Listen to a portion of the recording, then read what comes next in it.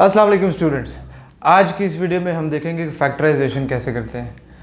इससे जो पहले हमारे पास हमने जो वीडियोस बनाई उसमें हमने अलजेब्रिक एक्सप्रेशन की एक्सपेंशन हमने देखी थी।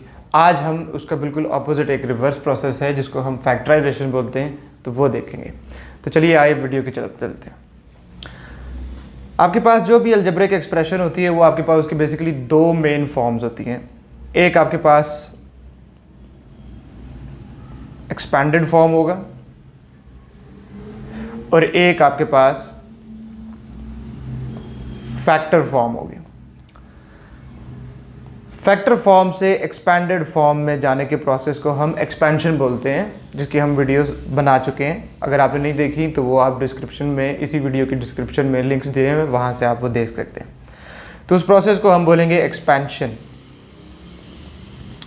जो आज हमने सीखना है, जो हम स्टार्ट कर रहे हैं, दैट इज़ फैक्टराइजेशन। वो होगा एक्सपैंडेड फॉर्म से वापस फैक्टर फॉर्म में जाना। उसको आप बोलेंगे फैक्टराइजेशन। एक्सपेंशन में और फैक्टराइजेशन का जो की डिफरेंस है, एक्सपेंशन में यू रिमूव द ब्रैकेट्स और फैक्टराइजेशन में यू इंट्रोड्यूस द ब्रैकेट्स। अच्छा, फैक्टराइजेशन के जो क्वेश्चंस हैं उनके लिए मैं आपको कुछ केसेस बताऊंगा जो कि आपके लिए बहुत आसानी पैदा कर देंगे कि जब भी आपके पास एग्जाम में एक क्वेश्चन आया, क्योंकि फैक्टराइजेशन की बहुत सारी टेक्निक्स हैं।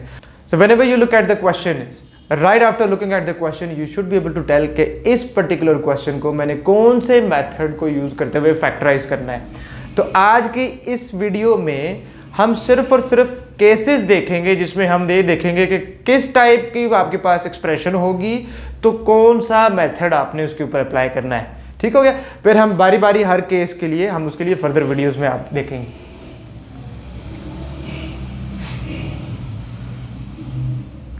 तो सबसे पहले चलते हैं जी आपके पास केस वन। केस वन, अगर आपके पास ऐसी अलजेब्रिक एक्सप्रेशन है जिसमें दो टर्म्स हैं और दोनों के बीच में माइनस का साइन है, so term 1 and term 2 and there is a minus sign between them. ठीक हो गया। तो ये आपके पास दो टर्म्स हैं, बीच में आपके पास माइनस का साइन है। तो जब भी ऐसा होगा तो आपने सबसे पहले ये चीज़ चेक करनी है, if you can write algebraic expression of this type as a difference of squares। क्या आप इन दो टर्म्स को डिफरेंस ऑफ स्क्वायर्स की फॉर्म में लिख सकते हैं या नहीं? यानी कि अगर आप इसको डिफरेंस ऑफ स्क्वायर्स के फॉर्म में लिख सकेंगे तो यही चीज़ आपके सामने ए स्क्वायर्ड माइनस बी स्क्वायर्ड के फॉर्मेट में आ जाएगी। तो यहाँ से रिकॉल करें, आपके पास अलजेब्रिक आइडेंटिटी अप्लाई होती है जो थर्ड वाली थी। तो जब भी आपने कोई सी भी दो टर्म्स है उनको आप डिफरेंस ऑफ स्क्वायर्स के फॉर्मेट में लिख सकेंगे, तब आपने अलजेब्रिक आइडेंटिटी अप्लाई करनी है।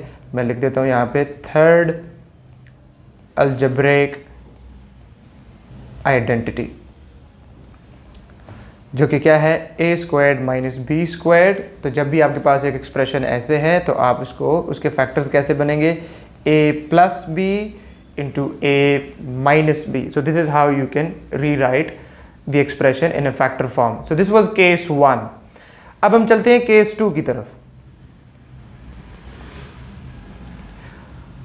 case 2 में again आपके पास दो टर्म्स हैं, but this time you have a positive sign between the two terms। जब भी ऐसा हो, कमांड वर्ड है फैक्टराइज का, आप क्वेश्चन लिखते हैं, दो टर्म्स हैं और बीच में पॉजिटिव साइन है, कोई सोचने की ज़रूरत नहीं है कि कौन सा मेथड आपने अप्लाई करना है। सिंपली आपने कॉमन ले लेना है, दैट्स इट। आप कॉमन लेंगे तो उसकी फैक्टराइजेशन हो जाएगी। केस नंबर 3,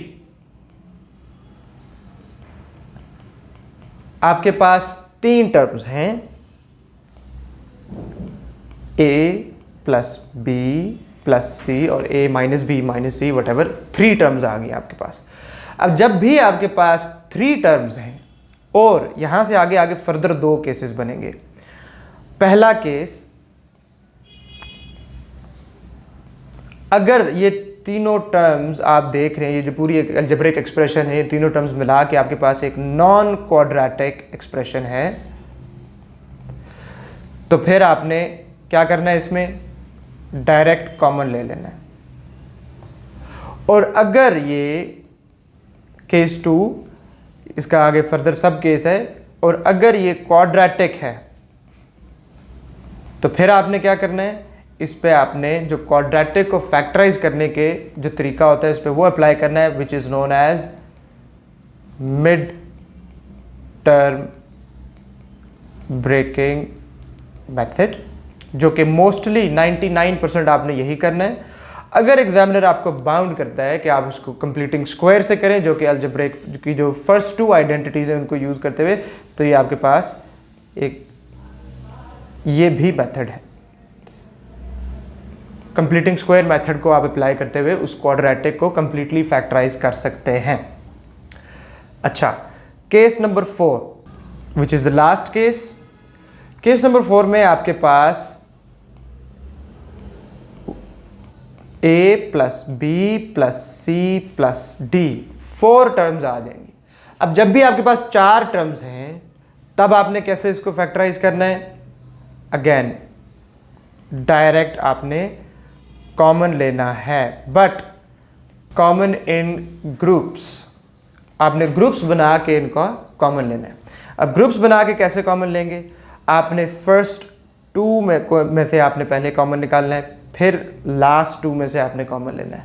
उसके बाद आपके पास it will reduce down to 2 term, फिर उन 2 टर्म्स में से आपने दोबारा से कॉमन लेना है। तो ये 2 फोल्ड्स में ये प्रोसेस चलेगा। ठीक हो गया। तो लेट्स गो बैक एंड दोबारा से एक दफ़ा देखते हैं। केस 1, इसके अलावा और कोई केस नहीं आएगा IGCSE O लेवल्स के सिलेबस के अंदर। केस 1 है, आपके पास 2 टर्म्स हैं, बीच में माइनस का साइन है, तो आपने सबसे पहले देखना है if you are able to write them down as a difference of square. अगर आप ऐसा कर सकते हैं तब आपने थर्ड आइडेंटिटी अप्लाई कर लेनी है, इफ। ठीक हो गया। अगर आप इसको as a difference of square format में लिखते तो थर्ड आइडेंटिटी अप्लाई कर दें। अगर नहीं कर सकते फिर आपने कॉमन लेना है। ये मैंने पहले मिस कर दिया था, ये अभी मैं लिख देता हूँ।